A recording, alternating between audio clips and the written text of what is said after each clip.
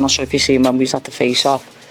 We stayed for about 30 seconds. I thought, oh, this is boring, so I just went. It's not going to be like what you think it's going to be. You like her accent, don't you? Yeah, it's not going to be like what you think, you know. Yeah. Just said to her, when them lights come on, girl, you're fucked. Do you know what I mean? I believe you. I believe you. You was always better with your hands anyway. I don't know, I could never do none of the other stuff, lad. Trying to like stop them takedowns and stop them kicks. Didn't even stop the kick in my last fight, did I? Did you see me last fight? Yeah. 30th for final round. A big fan of yours. I've watched what you've done in the MMA, but I'm not here to talk to you about MMA. I'm here to I've told him he's not allowed to ask me about MMA. I do not, because you know what? I was just to everyone, and I say this all the time, and I just give some advice to that little the media guy after, because he comes to. He rings me up all the time to ask for mentor. Try to talk to the fighters on fight week about who they are as a person and get them away from fighting. They don't need to be thinking about the fighting. Yeah. You know what I mean? So I'm intrigued by you as a person. Mm-hmm. I'm intrigued because we all know this, right? To be fighters, there's got to be dysfunction. So what was that original dysfunction? Hell of a lot of childhood trauma, I reckon, lad. Scousers growing up in the madness in the 90s. It was rough, like, but the family love kept us together, and the boxing gym is what saved me, and sport saved me, in the discipline, and the community that no gyms would let a little girl in. Do you know what I mean? I had to travel from a place called Norris Green, get a bus to town, and then a bus to Toxteth, or like 2 hours just to get to the gym to go and train, but it was worth it. And education. Yeah, but the madness as a child, I think I just took my emotions out on the bag. Like all the pain in my heart and in my head, just used to put it on that bag and just let rip. For me, I grew up in children's homes, so I understand what you mean about the outlet. Anger, isn't it? You'd look at, I know, like a certain person just killed me as a kid, and I just see their face on that bag, and I just let go. And when I used to be an amateur boxer, there was moments where the fight might not be going my way, and I'd think of them, but I'd fight off too much emotion as a kid, do you know what I mean? But it got me through in the end. I think, tell me if I'm wrong, but knowing you, I do know everything about your background, by the way. I'm not just like, oh, I'm going to get to it. Like, do you think you've come full circle and everything now? Yeah, I think there was a lot of therapy, do you know what I mean? There was a lot of understanding how you go from so many highs to lows in the public eye. I think it's really tough. And it's nice to just be sat here and calm and relaxed, whereas a couple of years ago, to probably being manic, like probably quite how my opponent was today. Did like, a bit all like that. And I started with boxing. There was no pathway for me to go to the Olympics, so that's why I fell to MMA. And then when I knew my body couldn't give what that needed, I thought, it's time to go back. You was always better with your hands anyway. I don't know, I could never do none of the other stuff, lad. Trying to like stop them takedowns and stop them kicks. Didn't even stop the kick in my last fight, did I? Did you see me last fight? Yeah, but that clip was a bit famous. Yeah, it's a bit of a mad one. I did it the way around for you. I started off as a kickboxer, and funny enough, I used to come up against guys from Liverpool time, Alfie Lewis. Alfie Lewis, yeah. And is this Alfie Davis as well? The Lewises and the Davises. I used to come up against their team all the time in the 90s, and there's a guy called Pele Reid who I was in the English kickboxing team. Have you know Pele? No. So he was heavyweight kickboxing champion, and then he started training with Nazim Mohammed, and then I went down to Nazim Mohammed's, started training Sheffield, and I met him.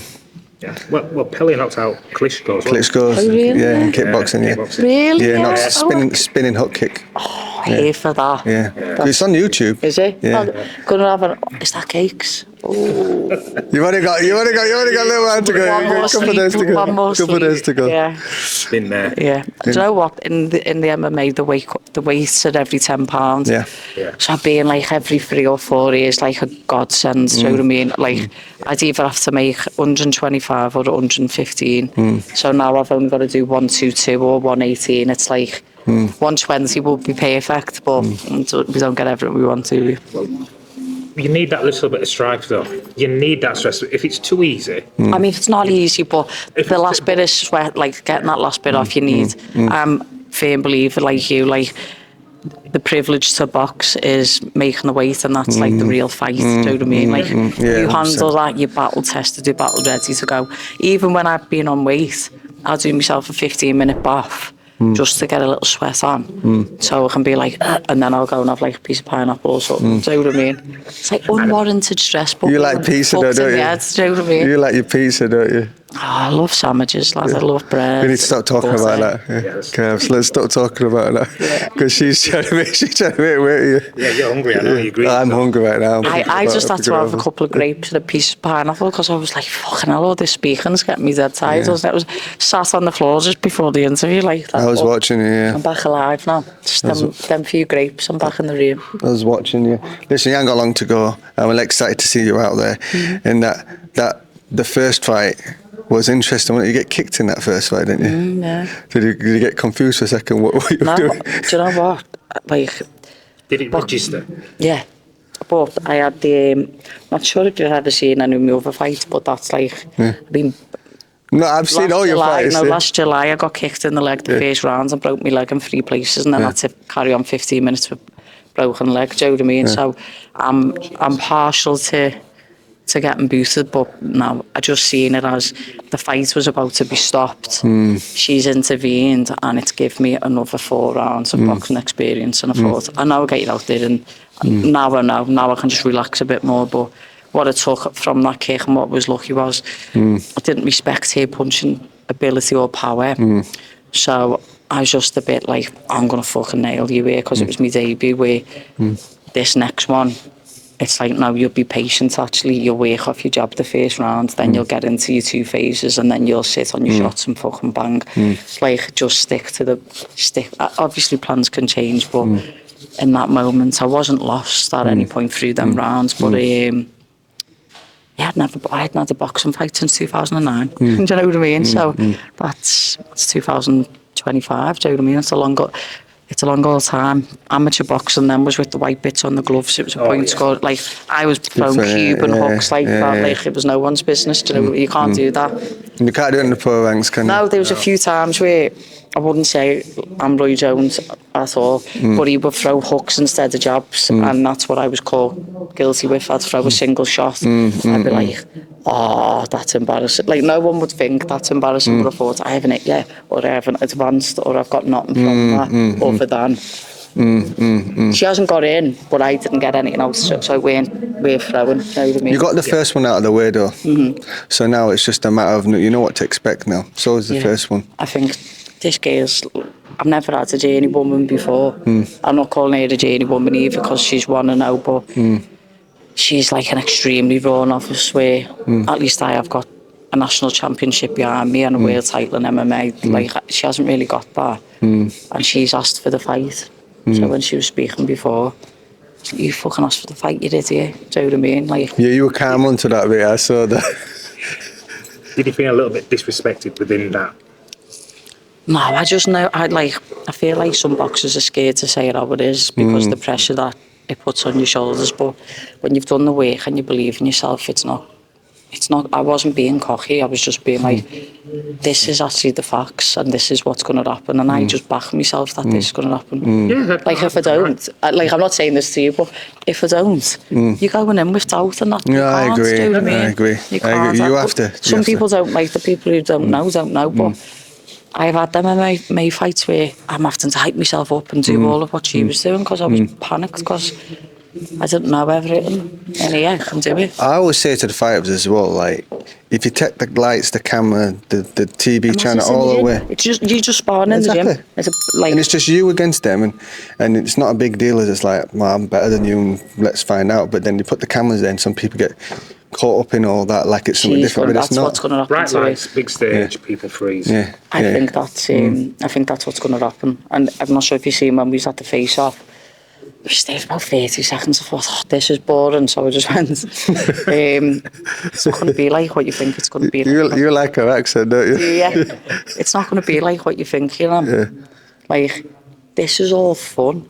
Like, although I'm tired, I'm not exerting myself giving you this interview, where every interview she's been up, she's been energetic. I'm like taking rests on the floor and saying, can you just give me 5 minutes and then you can have what you want. Like, I know how to manage myself through these moments, but I just said to her, when them lights come on, girl, you're fucked. Do you know what I mean? I believe you. I believe you. What did you think of him as a fighter? Like that, Dab. I said it in a different way. Yeah. No, I remember. Actually, I had my moments. Yeah. What football team was it that you used to support? I never really. Did you not get anything? I didn't really. One of my exes was associated with Doncaster Rovers. Yeah. And I'm just like, I don't really support any football team. I'm just. Did he beat Costas you and then it was all for you? That's the next fight, was it? Or was it before that fight? It should have happened before that. It should have happened. No, but did it get really big after that fight? Was it like your back and forth? It started probably before that. British title level, wasn't it? Yeah. Yeah, British title level, so that's like 99. What happened was we were training with a guy called John Faxton, and John Faxton got beat by Ricky, and then he bombarded that interview after where he challenged Ricky and says, I'm next. Yeah. That's when it started. Yeah. Well, that happened then. There were things that happened before that as well that led up to that. Yeah. It's like boxing in the areas, and when you're at all the same shows, people don't know what it's like, and you can take disrespect sometimes, and it's like the way a man would settle it is like, let's just fucking get in there then. You know what I mean? Just make the money happen. But he was probably having all that shit with Frank, with his dad, money side, and then you was never going to get that. Do you know what I mean? And then when he went overseas, that was probably off the table. This is the truth, right? In boxing, right? The guy who manages the fighter, if you're both under contract, he might take the risk because it doesn't matter because the money stays in his pocket. But if you're under different promotions and he's a risk, which let's say he beats Ricky, but I'm not being this offensive, but Ricky sells more tickets, then he's lost. Massive ticket seller, and everyone knew he was a headache. Yeah, he was a headache for anyone. Do you know what I mean? No one wanted to fight him because he was a headache. Do you know what I mean? It's all a case of I never had the social media. Yeah. I know. But listen, social media is massive, and it's a whole different. It is, but you as a boxer compared to some of the stuff that's out there now, social media, you get found out when you get in there. There's only so long that mask works. You know what I mean? You come up the hard, proper way, and you've got your name in the etched on the board. Do you know what I mean? 2 British titles, British Commonwealth, European, Green Belt, and then I got WBC. So here you go, lad. I did it. You did it. But it's like you've got to work hard, and going through that pain and suffering at the beginning is better than doing it at the end. Oh, listen, I know I said I wouldn't speak about it MMA, but going from 4 Olympic disciplines, training with men, to now 1 Olympic discipline, just training with women, I'm like, thank you, God. Because like the impact on my body, I'm just able to push through the training so much more. And I feel like it's a rebirth. Like, I feel like I've always wanted to ask someone, because you're the first person from an ex-UFC that I've got to speak to.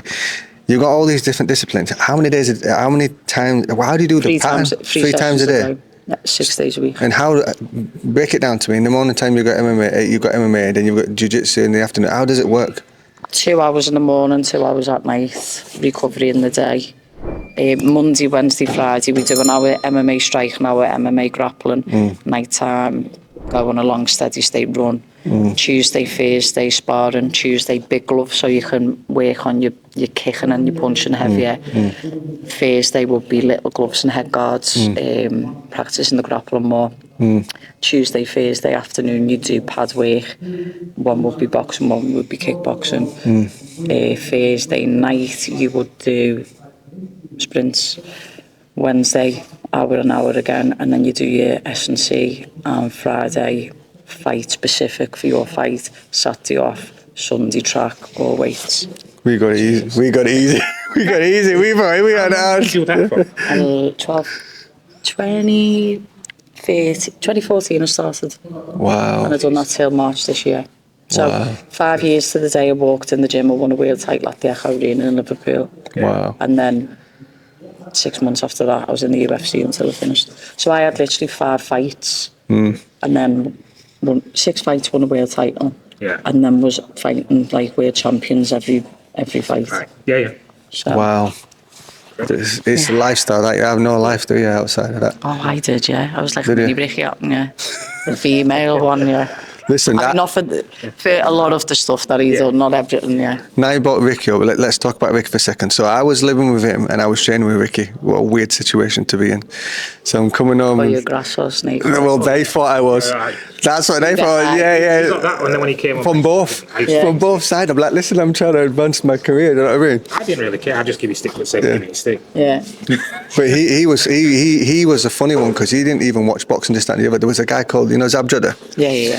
So I'm living with him, and I shown him about 3 weeks before, this kid's in your weight, keep an eye on Zab Judder's won the IBF belt. Do you remember?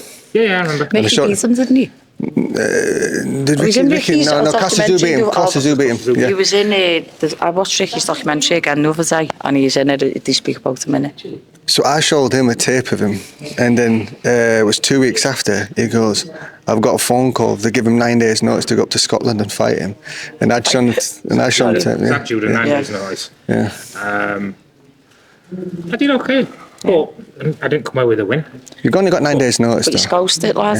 Got in there on 9 days. Got in, did that. I was when I knocked How out much 2 weight? rounds. How much weight did you have to cut in them 9 days? Only £10. I've done £11 the night before twice, so beat you there, lad. £11 on that phone. That's when I was a fatty, yeah, back in the day. Wow. When I didn't know nutrition. Wow. But can I go now? You can go. Right, I need to rest. Is that okay? Go rest. Thank you. Listen, Tune in. If you Watch like- more of this. Like and subscribe to shit. we'll do it this way. If you like the vibe, don't forget to subscribe. Ooh.